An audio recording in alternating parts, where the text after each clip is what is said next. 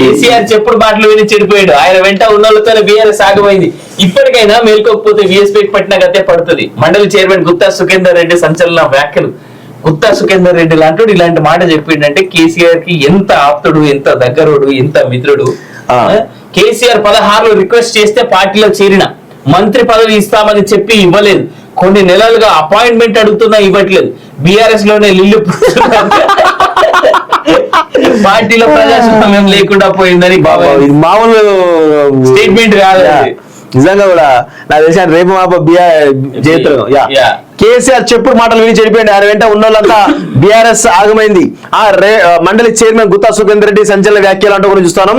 చెప్పుడు మాటలు విని కేసీఆర్ చెడిపోయారని బీఆర్ఎస్ నేత మండలి చైర్మన్ గుత్తా సుఖేందర్ రెడ్డి సంచలన వ్యాఖ్యలు చేశారు. ఇప్పుడు కేసీఆర్ వెంట ఉన్నోళ్ళే పార్టీ ఆగం కావడానికి కారణమయ్యని శనివారం నల్గొండ మీడియాతో గుత్తా మాట్లాడారు. చెప్పుడు మాటలు వినే కేసీఆర్ చెడ్డాడు.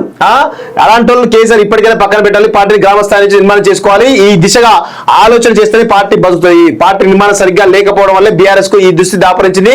పరిస్థితి ఇట్లే ఉంటే దేశంలో బీఎస్పీకి పట్టిన గతి బీఆర్ఎస్ కి పడుతుందని ఆయన అన్నారు. తెలంగాణ వాదిగా కేసీఆర్ కు పేరుంది. ఆయన మంచి వ్యక్తి. అబ్బా డబ్బు మీద ఆశ లేదట. అబ్బా మంచి అంటూనే ఉన్నావు, డబ్బు మీద ఆశ పెడుతూనే ఉన్నావు. వాస్తవంగా నాపై జిల్లా నేతలు కుట్ర. అప్పటి జిల్లా మంత్రుల అహంకారంతోనే ఓడిపోయాం. బీఆర్ఎస్ పార్టీలో లిల్లీపుట్స్ ఉన్నారంట. లిల్లీపుట్ అంటే ఎవరు నాకు తెలిసేదే జగదీశ్వర్ రెడ్డి. ఇండైరెక్ట్ అదే చెప్తున్నాడు. నేను చెప్తాను ఇండైరెక్ట్ మాట్లాడద్దు, డైరెక్ట్ చెప్పేస్తాను. ఇక లిల్లీపుట్స్ అని ఈరోజు జగదీశ్వర్ రెడ్డి అన్నారు. వాస్తవంగా ఎందుకంటే ఆ జిల్లా మంత్రి ఆయనే కదా, ఇంకెవరుంటారు. రాష్ట్రంలో లిల్లీపుట్స్ రాజ్యం వెళ్తున్నారని కేసీఆర్ అన్నారు. కానీ బీఆర్ఎస్ లో లిల్లీపుట్స్ ఉన్నారు. వాళ్ళను కేసీఆర్ పెంచి పోసాడు. అలాంటి వాళ్ళతో నల్గొండ, మహబూబ్నగర్, ఖమ్మం, నిజామాబాద్ జిల్లాలో పార్టీ తుడిచిపెట్టుకుపోయింది. లిల్లీపుట్స్ లాంటి నల్గొండ జిల్లాలో కూడా ఉన్నారు. వాళ్ళ కారణంగా జిల్లాలో 11 సార్లు పార్టీ అడ్రస్ గల్లంతైంది. జగదీష్ రెడ్డిపై నిప్పులు విమర్శలట.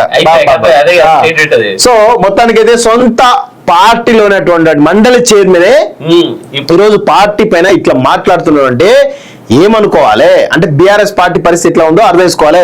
నిజంగా కేసీఆర్ మీకు చిత్తశుద్ధి ఉంటే ఇలా సస్పెండ్ చేద్దాం. చేతనైతే మీకు దమ్ముంటే చేయడు. అంత సినిమాలో ఉత్సవాడితో ఇదంటే